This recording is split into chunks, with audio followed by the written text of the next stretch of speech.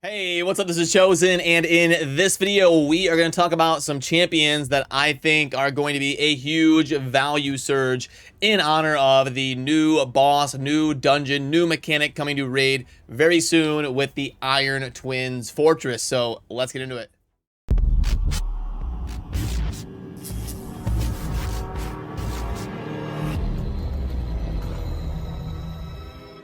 Alrighty, so right out the gate, the reason for me looking into making a chart and doing this topic for a video, you are going to see right here in relation to the teaser video that Plarium put out for the Iron Twins Fortress. Second, resistance is your friend. While Iron Brand can't be blocked or removed, it can be resisted. So load your champions up with high resistance artifacts to blunt the power of Doomsday Machine.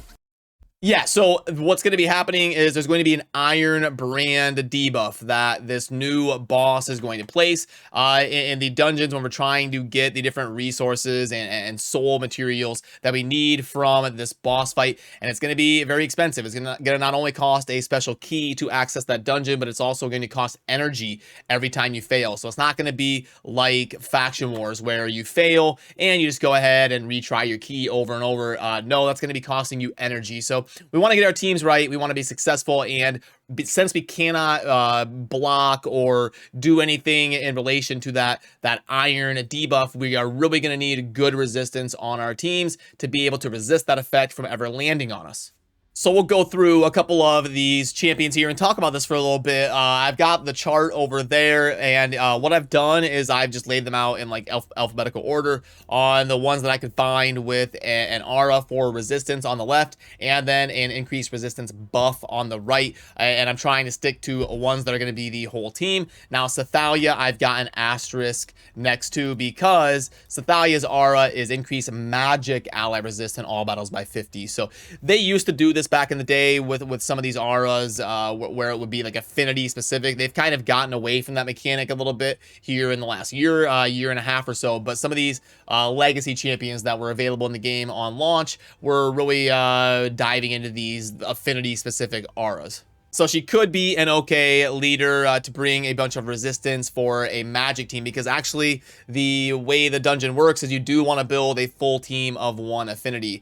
Is kind of a mechanic in there to prevent the boss from getting stronger based on you having different affinities. So she won't be bad as a leader in your magic affinity team. And then I've also got Thenasil on there. Thenasil has a dungeon only aura. And I believe that's one of the only ally resist aura in dungeons in the game. I tried to do a good job going through and doing research on this. I couldn't really find any other ones. So if you know of any resistance in dungeons that might apply to this twin Iron Fortress fight, definitely let me know in the comments, and I will try to make sure and get it added on there. But I'm thinking his ally resistance in dungeons will be a really good aura in this fight, because we have to click on dungeons to access right here, which is where the Iron Fortress fight is going to be. You're going to click on this right here where it says hidden, and then you'll be able to go through the different affinities of the different towers. It should be right here next to the potion keeps. So I don't see why Thenasil's aura wouldn't be great for this fight. And look at that, is Vergamcar gonna get some play? This is like the most forgotten fusion fragment champion ever, but we do get an ally resistant all battles by 55. So is it time to bust out our Vergamcars in our Spirit Affinity Iron Fortress teams? Stun, remove all Prova, but he does,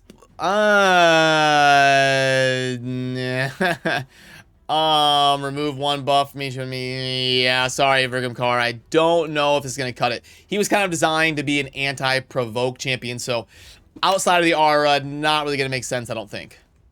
We've also got a champion like Eros, the Soul Cage, all battle by 80. I think he could be a pretty good option for a Void Affinity team going in there. We've got shielding, we've got decreased speed, which is going to be super important on this boss, and yeah, and to go along with all the other stuff he does to pair with the resistance in all battles by 80, I think he could be a fun option.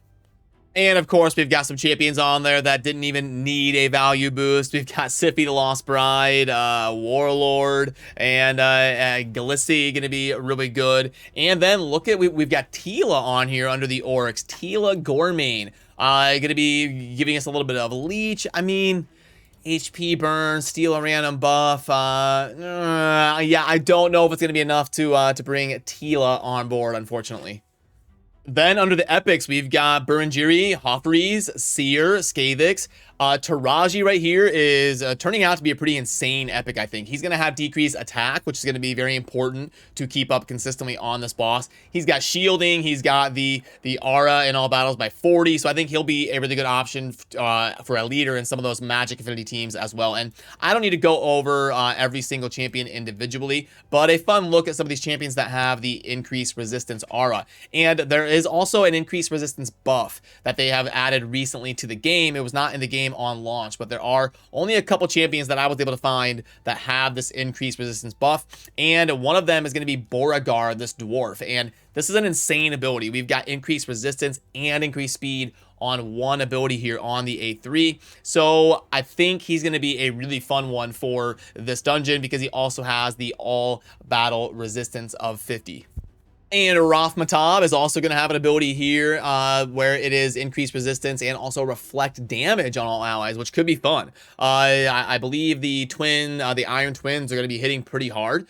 So I think an ability like this could be pretty decent for a Spirit Affinity team here because Rathmatab does also bring a pretty big aura of 60 in all battles, which is obviously going to be great. So yeah, I think this is going to be a good opportunity to maybe find some value in some champions, and resistance is a stat that's aging really well anyway. Resistance is, you know, back in the early days of Raid, another Raid History 101 segment here, resistance wasn't really used at all. The game was all about speed and accuracy. Every arena fight was just a race of who can go first, and the first step towards changing that and becoming a little bit more defensive, a little bit more about resistance, was adding Torment to the game. But there also wasn't near as many like super high-end teams because Platinum Arena didn't even exist back then in the early days, when it was literally just who goes first? Okay, they went first, they win. So the game has changed a lot since then, and resistance and defense and tankiness have been added to the arena and the PvP. And then also in the Hydra made resistance a much more valuable stat. And there's been different ways that the game has kind of evolved to increase the value of resistance, where now it is becoming very sought after. And this new boss, this new dungeon,